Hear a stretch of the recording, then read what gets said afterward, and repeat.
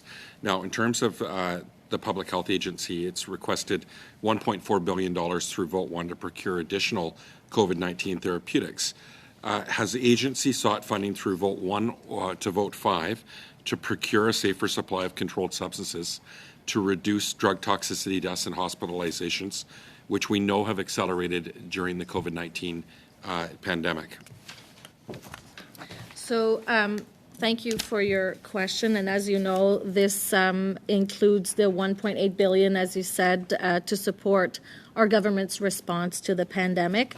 $1.4 billion for the Public Health Agency of Canada is to procure additional COVID-19 treatments. Asking specific questions about the toxic drug supply crisis and about safer supply. I need a specific answer on that. The amounts here are not dedicated for the opioid crisis that you are talking about in this here. Okay, thank you. I'm hoping that you'll come forward with some amounts soon to rapidly scale up safer supply.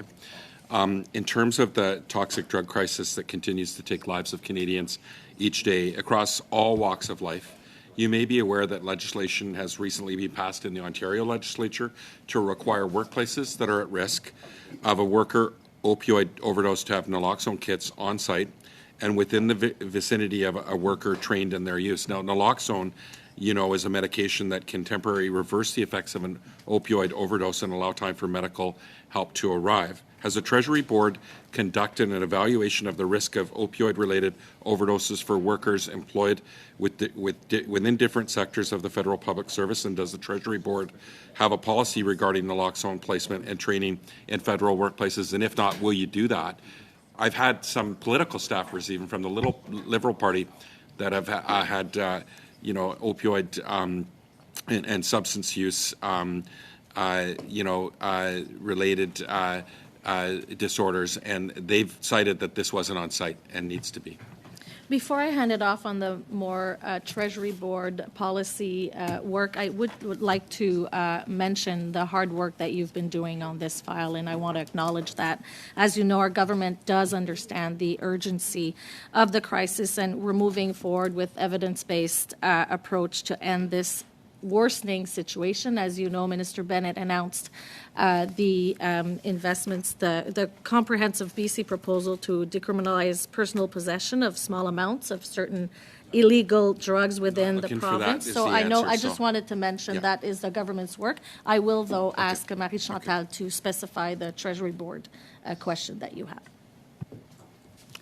So, of course, we promote and foster a safe and healthy workplace. Impairment is prohibited in all federal workplaces. We're working very closely with ESDC labor program. This is about life-saving medicine. It's like having a fire extinguisher in the room. And I'm just, we've got a drug toxic crisis. 27,000 people are dead. I'm asking you to ensure that we've got life-saving medication in all public workplaces that are federally run. I'm asking you to do that and ensure that that legislation comes forward, that you make that happen. We're taking notes, and codes of conduct and related policies are updated on as we monitor the situation on an ongoing basis. Thank you.